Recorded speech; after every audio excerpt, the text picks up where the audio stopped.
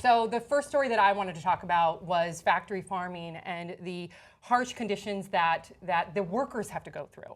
Not to undermine what the animals go through and the suffering and how factory farming also grossly negatively impacts the environment. So first of all, the National Center for Farm Worker Health Incorporated, they say here, quote, a job at a factory farm has one of the largest turnover rates in America, exceeding 95 to 100% annually. These are often people who are migrant workers, undocumented workers, and they don't have a voice because they're unlikely to unionize. According to the Centers for Disease Control, there were 20.2 deaths per 100,000 workers in 2012. The CDC also states every day about 167 agricultural workers suffer a lost work time injury. Many of those are permanent impairments. Many of them have severe respiratory infections from all the different emissions, the gas emissions.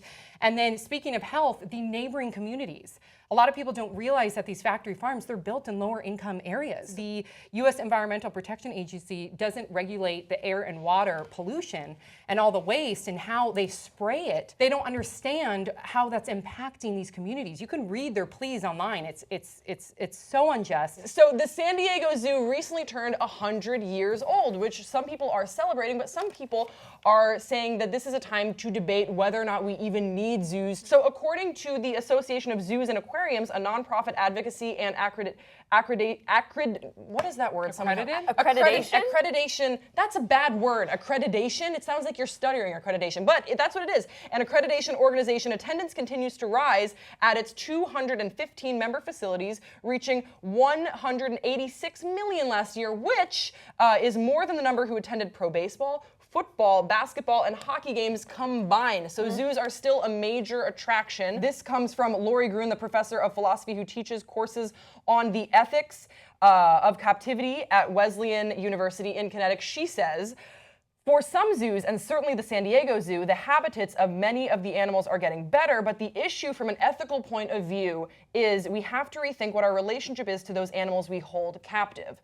And then from the San Diego Zoo, this is from Robert Weiss, who's the Chief Life Sciences Officer at the zoo and the safari park, because we want to say the full title because we're respectful. He says, one of our main efforts is to inspire all our guests to care about wildlife, getting up close to an elephant or feeling a bird swoop over us, this is a quote, or seeing a bizarre-looking insect. Those are opportunities to transform someone so when they go home and hear about wildlife issues, they can be ready to act. So have you always wanted to be Kim Kardashian? Well, now you can. I know you do.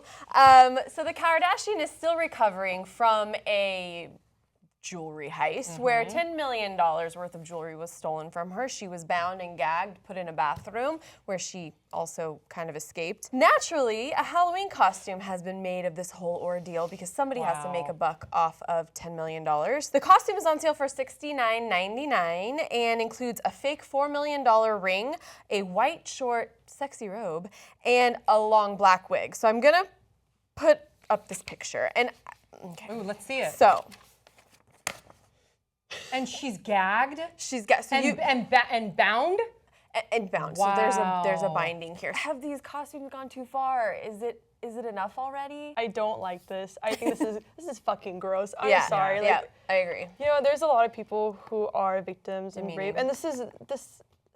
You need a trigger warning for this. I don't use that term a lot, but you need a trigger warning for this costume. This is fucked up shit. She's gagged and tied. Yeah, that is messed up. It's a female. We're constantly sexualizing females. We're constantly. That's a good point. It's okay to put her in a compromising position because she doesn't matter. You know, she's just an object. She has her own sex tape out there already. Like, why do her opinions matter?